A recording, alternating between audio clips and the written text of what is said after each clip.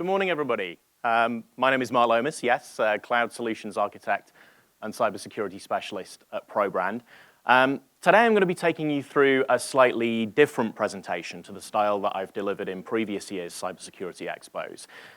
In the past, I often focused on the importance of cybersecurity, but I think this is a message that we hear quite a lot. We certainly see the headlines, we hear about breaches, and you're here, and presumably you've taken a day out of your time to come to this event, thank you, because you understand the importance of cybersecurity.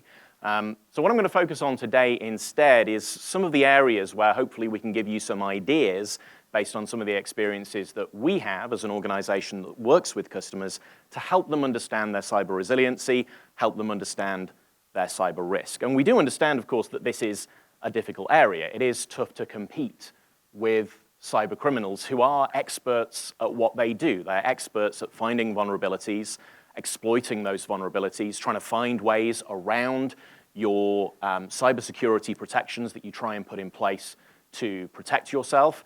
And it can be difficult to navigate the myriad of cyber risks that we have to concern ourselves with, the various solutions as well. It's difficult to navigate all of the solutions and the technologies that we are encouraged to implement to try and protect ourselves better. This is one of the reasons why we've begun working with customers implementing our cyber risk assessments, where we've consolidated this into a 40-point audit review of your cybersecurity to help you understand your cyber risk, gathering together a variety of different areas where we can work through these different points to help you understand your current level of cybersecurity resiliency, readiness, risk, and then bring that into a score to help you understand as easily as possible how you're doing at cyber protection for your organization, and of course producing reports with recommendations as to how you can improve. And what I'm going to be running through today is some of the top headline statistics that we've gathered as we've run these cyber risk assessments for over 100 SMBs across the Midlands, where we've been able to kind of identify some of the common top areas that keep coming up again and again where many organizations are deficient. And hopefully this will give you a few ideas. I'm not going to be running through every single thing that we do on these cyber risk assessments. It's just going to be the top headline areas of statistics. But hopefully it will give you a few ideas. So without further ado, let's get into this. Recovery. Only 19% of the organizations that we carried out risk assessments for had any kind of cybersecurity recovery plan in place. Now this is sort of surprising because disaster recovery is something that we've often emphasized in the past, and that we've certainly seen a lot of emphasis around this in the industry from backup providers and other aspects of IT where we encourage people to have DR plans in play. But whereas in the past that might have focused on a physical disaster, ooh, my server room's burnt down, not quite so common an event, but cybersecurity incidents are more common, and therefore perhaps something that you might want to focus a bit more attention on when it comes to recovery planning. What sort of things might we need to think about? Well, we might need to think about restoration.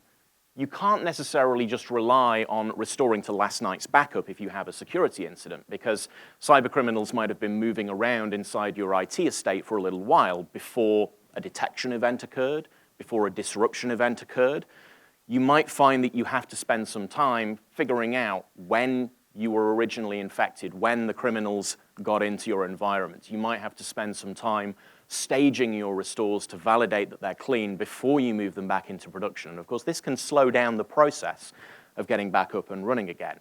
Now, some people will say, well, yes, I've got insurance to protect me, but have you checked the terms and conditions? Because there can be some responsibilities that you might have to meet to protect yourself, to try and prevent these incidents from occurring. And when it comes to making a claim, there might be some responsibilities there as well. Some of the policies that we've seen will require you to do things like greenfield the site, which can be a much bigger job than just restoring a few servers. If you've got to restore everything, reset everything to some kind of clean state, that can be a much bigger job. It all boils down to planning, of course. You need to have a proper business continuity plan in place. The plan for a cyber incident cannot be everyone gather around the IT manager and pester them until they've got everything back up and running. That's not a good business continuity plan. It's got to be a whole business plan. This isn't just on IT. How would the various different parts of your organization respond in order to keep moving, keep operating in the event of a cyber incident? Everybody's got to be involved in helping figure out what that plan looks like, including that continuity element. Some of the traditional elements that you might have heard of in the past regarding backup and recovery, things like recovery time objective, recovery point objectives, do come into this. But do try to be granular. Don't just have one objective for the whole of your IT. Think about the different applications and roles and services and data sets, and then figure out the priority areas and what the different targets might be around them. And of course, think about capacity. Where might you restore to? Where might you stage your restores to in order to validate that they're clean before moving them into production? These are all things that might want to go into your plan. Something to have a think about. The next area that I want to cover off, only 22% of organizations that we carried out a cyber risk assessment for were aware of their Microsoft security score. Now, why are we calling this one out in particular? Well, because a lot of the organizations we work with do have Microsoft 365. In fact, quick show of hands, if I may, how many people here have Microsoft 365 in their estates? Keep your hands up if you know about this, be honest. Okay, so a few hands going down there. So quite a lot of people, thank you very much, are aware of their security score. Now, this one is really, really useful because across Microsoft 365, which is, of course, a bundle of all sorts of different solutions, there are various different security capabilities and functionalities that you can implement in your organization. The secure score brings that all together in one dashboard to give you a percentage-based score around how well you've done at adopting some of those capabilities and, crucially, delivering some actionable areas where you can improve your score, bringing this into a task list to help you improve. Now, you might say to me, hang on, Mark, this is Microsoft's cloud. Why aren't they doing all this? Why aren't they sorting out all of the security? Well, of course, they do their bit in trying to make sure that their system's as secure as possible, but some stuff does still fall into your court. Think about things like multi-factor authentication. It's a capability that you get, but you still need to make sure that your users are enrolled. You know, whether it be text messaging or multi-factor authentication apps to authenticate, or even rolling out things like security keys, there's a bit of a job to do there. So the ball is in your court from the perspective of adoption to make sure that these kind of capabilities are deployed and rolled out and configured appropriately. So these are the sort of things that you might want to look at to help improve your security, and in particular with Microsoft Cloud, improve your score. Conditional access. Now, this is an area where 28% of businesses that we carried out our risk assessments for had conditional access policies in place. Now, what is conditional access? Well, this is a function of identity management solutions, including things like Azure Active Directory, well, Entra ID as it's being rebranded, that provide additional rules that can be met, that can be put in place, that users have to meet in order to gain access to your IT. Now, one of the most basic rules is, of course, you have to have the right username and password. But we, of course, know that that alone is insufficient, so we can put additional conditions in, like, of course, multi-factor authentication. But we can go much further with many conditional access policies. We can do things like validate where a user is logging in from. You know, if you've only got people that are logging in from the UK, for example, you can lock down to those locations. You can even lock down to network locations like the office. You can even get granular, like saying that most people can access resources from anywhere except for certain secure resources which can only be accessed in certain locations. So you can get granular about these things. You can combine this with compliance policies to validate the security of your devices. Is the antivirus running? Is the firewall turned on? Is disk encryption activated? And if any of these conditions are not met, then the device is locked out. And this is an automated response. So let's say the device starts to fall out of compliance, maybe the antivirus stops working. Rather than having to wait for an administrator or a support technician to respond to investigate that, but in the meantime the device is still vulnerable, still accessing our IT, we can have an automated response that closes down that access and reduces the risk gap. Web filtering, another one where 28% had solutions in place. Now, that's a surprisingly low number. You might think to yourself, well, we've got firewalls. Firewalls have been around forever, right? So surely web filtering will be taken care of. But what we're focusing on here is the shift that we've seen to home working and hybrid working, where many users are now working from home, outside of the office, no longer behind the firewall, no longer having the benefit of that enterprise-grade web filtering. So you might instead want to think about how you might deliver that same kind of filtering at the endpoint level, or by some other mechanism to ensure that the web filtering is still in play, making sure that you're screening out malware, blocking malicious websites. What we're trying to do here is to kind of ensure that we reduce any kind of bypassing of the firewall. What I mean by that is where somebody goes home with a laptop, they're using their home internet connection, it's just a home router, not got any kind of enterprise-grade web filtering. Maybe they click on something, the machine becomes compromised, and then the next day they're back in the office, and now you've got a compromised machine on the the corporate LAN. This is the sort of thing you might need to think about. Now, yes, other levels of protection might help here, patch management, antivirus. But remember, we always try to build these things up as layers so that if one fails, another one catches you. So if web filtering was important to have in the corporate firewall, ask yourself if that's just as important to have when people are browsing the web from wherever they might be. Hopefully the answer would be a yes there. That is something to think about and figure out whether that's a solution you need. VPN MFA. Not wanting to come at you with too much acronym soup today, but we have plenty of customers where there are on-premises estates to be protected, whether it be because they've still got everything on premises or perhaps it's a hybrid solution. If you've still got users that are logging into an on-premises environment via some form of remote access or VPN, well, is that similarly protected with strong authentication protection in the same way that you're implementing multi-factor for cloud services?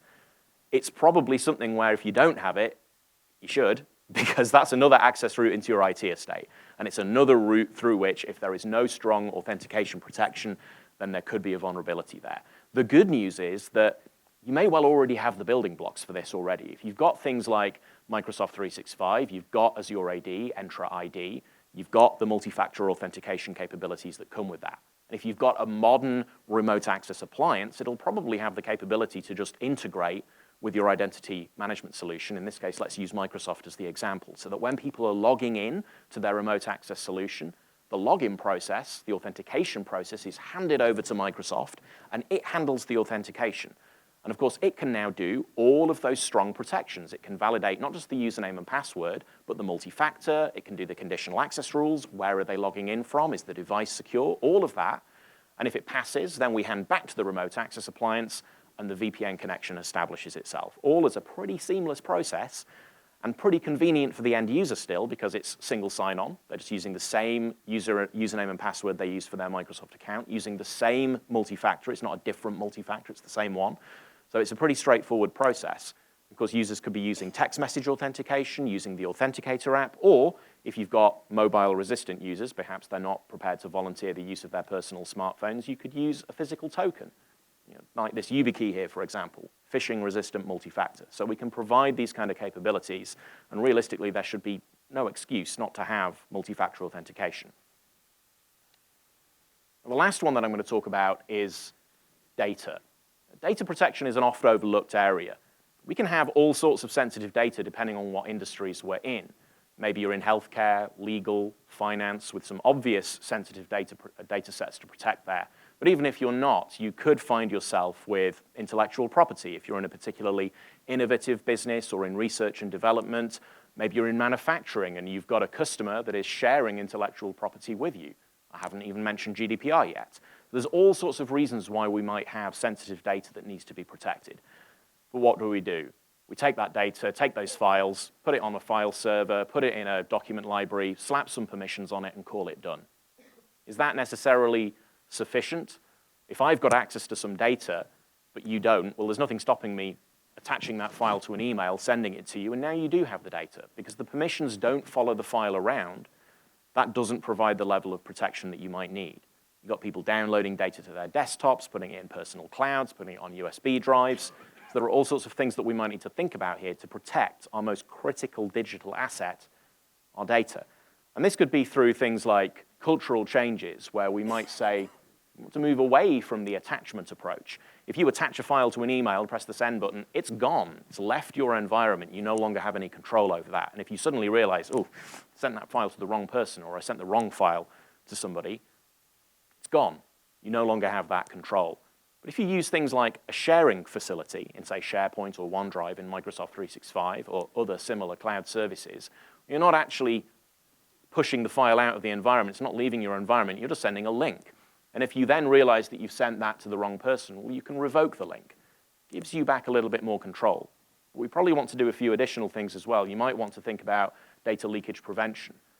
These sort of capabilities, some of the people there that said they had 365, well, this is probably just part of your subscription that you've already got, the ability to put rules in place to look for certain patterns of data going into emails and other forms of communication to either block it or at least warn people to say, hang on, think before you press the send button. You probably want to combine that with some policies and some training so that everybody's familiar and aware of what their responsibilities are, but you can have some technology safeguards in place as well to help remind people to think before they press the send button. We can do things like protect our sensitive email. Again, if you've got Microsoft 365, you've already got this. You've already got Office message encryption. You want to send an encrypted email? You don't need to even configure it. You just press the encrypt button in Outlook, and that will now be an encrypted email that gets sent.